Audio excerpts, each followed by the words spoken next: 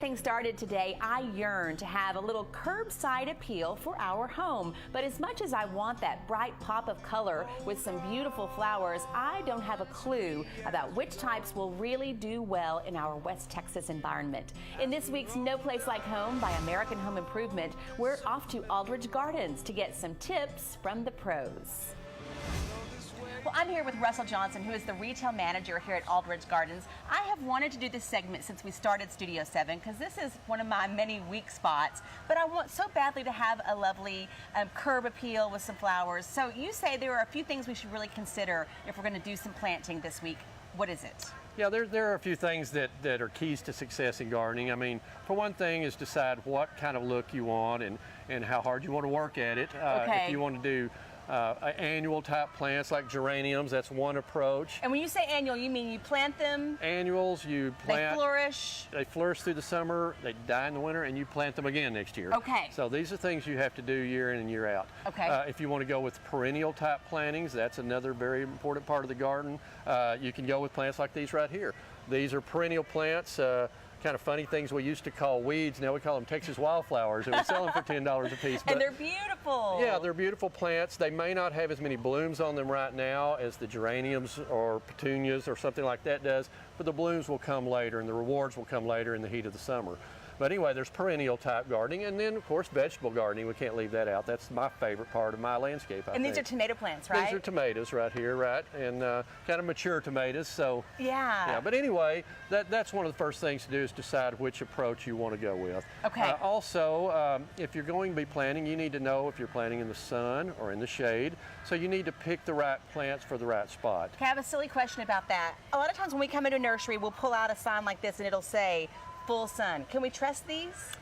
Usually, but it's still not a bad idea to ask the person that's helping you at the nursery too, because some of these little tags are made in Southern California, not in West Texas. Okay. So sun there is a little point. different than sun here. So it's still a good idea to ask, but most of them are pretty trustworthy. So know if the sun rises and you're just going to have, 8 hours a day, they're going to be in the heat of the sun, or right. if they're in a more shaded area. And, okay. and what will grow in full sun, even in Dallas or Austin, may not grow in full sun in Midland. Okay. So know what you want, know what your situation is, and you said the preparation for the soil is probably what most of us miss out on.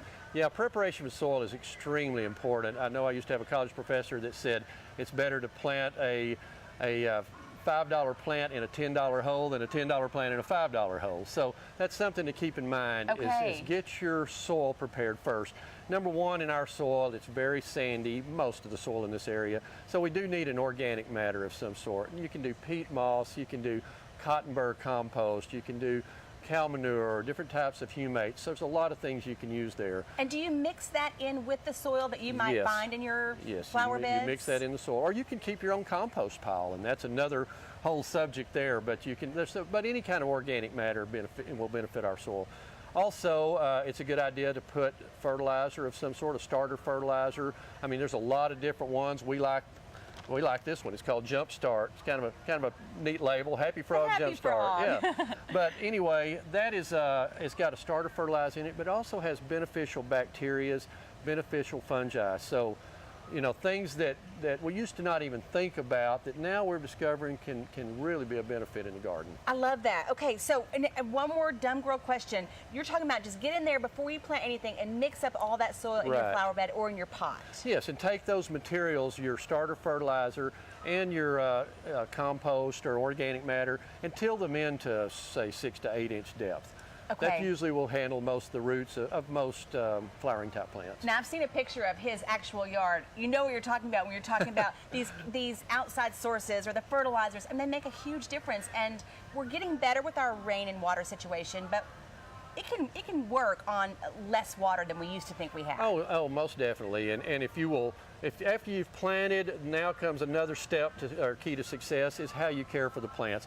If you will put a mulch over the surface of soil, that helps insulate the soil, cools the roots, helps hold the moisture in the soil. There are things called wetting agents that you can add to your soil, whether it be in a flower garden or on your lawn, that actually helps water penetrate deeper, therefore pulling your roots deeper. Okay. And also helps just keep the soil wet longer. Works smarter. So things like that. And then of course, when I mentioned this Happy Frog material, that's got these beneficial bacteria that actually feed the microbes in the soil. It gets the soil, brings it back to life. In other words, I guess the best way of putting it, it brings the soil back to life and gets the soil working for you. I love that. Okay, so let's talk about some specifics. Here's a couple of silly questions. I always wonder, should you start with little things like this, or should you just plant like one big pot like that? What's the best process? I wouldn't say there's a right or wrong answer to that. If you're a patient person and you've got a green thumb and you don't mind waiting for them to grow, there's nothing wrong with planting the small plants. It's definitely more economical. Okay. It's a little less expensive. But you can plant little plants like this and space them out, say 6 or 8 inches apart. Yeah. If you don't want to wait for that, you can take this, happens to be in a hanging basket, but you can take those hangers right out, pop it out, plant it, and you have instant color. And that could go in a pot or in your flower bed. That's right. That's the way I do it, because I like to cheat. I feel like I'm cheating because it's already bloomed. Okay, but when we're talking about these native plants, same situation. These are, would you call these medium height? Right, and that's something else we mentioned, picking the right plant for the right spot. You want to know how tall and how big that plant is going to get at maturity, not how big it is now.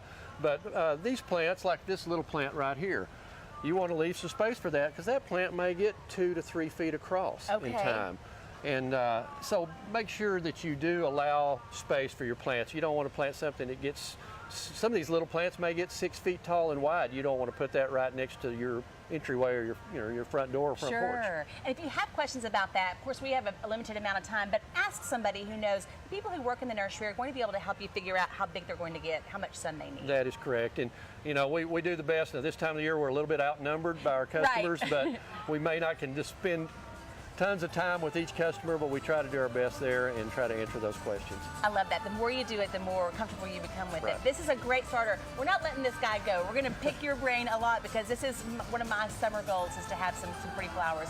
I'll let you know how it works. Thanks so much for being here with us today. Thank you, Tatum. Appreciate you.